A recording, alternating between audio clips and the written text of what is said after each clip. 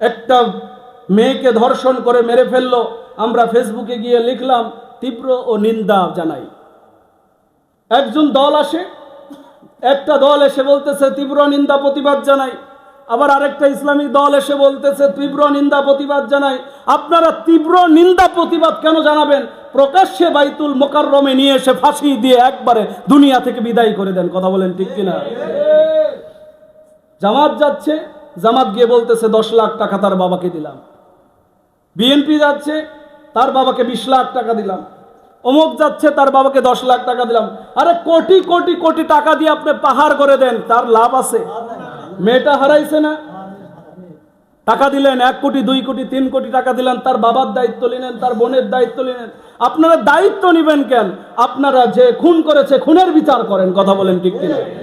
বাংলাদেশ, আমরা ভেবেছিলাম যে কোনো এক সময় মনে হয় বাংলাদেশটা চেঞ্জ হয়ে গেল, পরিবর্তন মনে হয় হয়েই গেল, পরিবর্তন মনে হয় হয়ে গেল, আমরা মনে হয় শান্তিতে থাকব।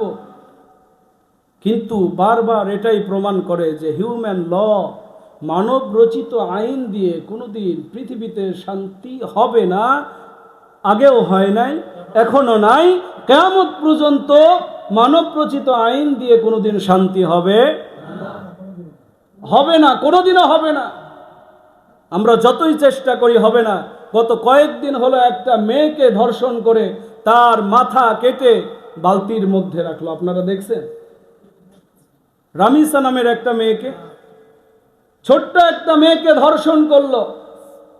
আল্লাহ রাব্বুল আলামিন এদের ব্যাপারেই বলে উলাইকা কাল আনআমি বাল হুম আদাল ওয়া উলাইকা হুমুল গাফিলুন।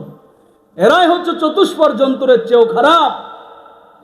কারণ একটা কুকুর যখন একটা কুকুরের সাথে মিলামেশা করে, কুকুর কোনোদিন, এই পর্যন্ত আপনারা শোনেন নাই যে কুকুর কোনো কুকুরকে মেলামেশা করার পর মেরে ফেলছে, এরকম শুনছেন আপনারা? কোনো গরুর সাথে মেলামেশা করার পর গরুকে মারছে শুনছেন? ছাগলকে মারছে শুনছেন? জোরে বলেন না। কোনো প্রাণীকে মারে, কিন্তু কোনো মানুষকে ধর্ষণ করার পর তাকে দুনিয়া থেকে বিদায় করে দিল, একবারে শেষ করে দিল, কাল্লা কেটে দিল। তাহলে ওই পশু, কুত্তা, শুয়ার, জানোয়ারের চেয়েও এই মানুষগুলা খারাপ। কথা বলেন। এখানে দেখুন আরেকটা বিষয়, প্রিয় হাজিরিন, আরেকটা বিষয়।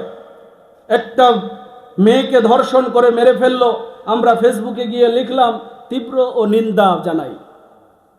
একজন দল আসে, একটা দল এসে বলতেছে তীব্র নিন্দা প্রতিবাদ জানাই, আবার আরেকটা ইসলামিক দল এসে বলতেছে তীব্র নিন্দা প্রতিবাদ জানাই। আপনারা তীব্র নিন্দা প্রতিবাদ কেন জানাবেন? প্রকাশ্যে বাইতুল মোকাররমে নিয়ে এসে ফাঁসি দিয়ে একবারে দুনিয়া থেকে বিদায় করে দেন। কথা বলেন ঠিক কিনা? জামাত যাচ্ছে, জামাত গিয়ে বলতেছে 10 লাখ টাকা তার বাবাকে দিলাম। বিএনপি যাচ্ছে, তার বাবাকে 20 লাখ টাকা দিলাম।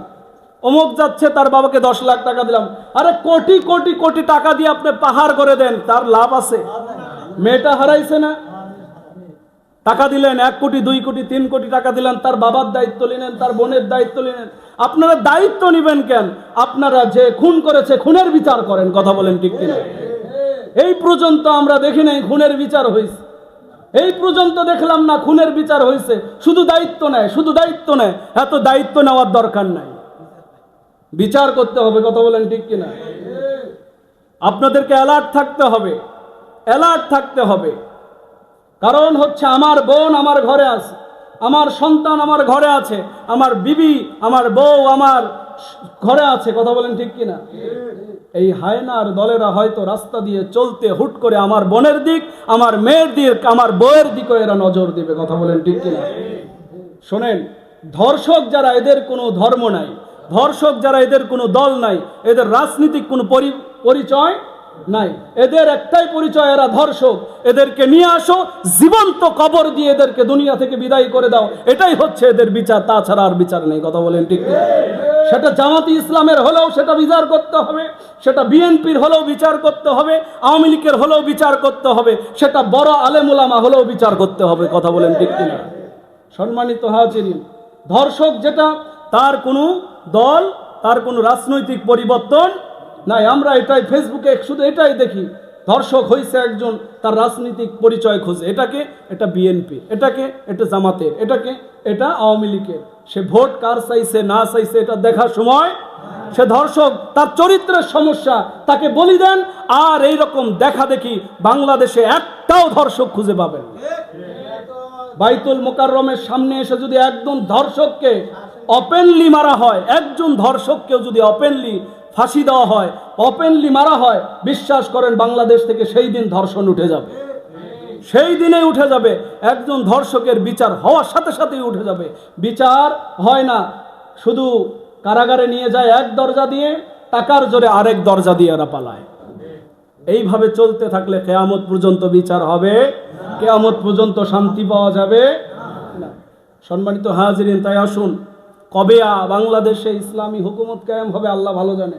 আল্লাহর যেই দিন পছন্দ হবে সেই দিন আল্লাহ দেবে, সেটা আল্লাহর ইচ্ছা। কিন্তু আমাদেরকে অ্যালার্ট থাকতে হবে।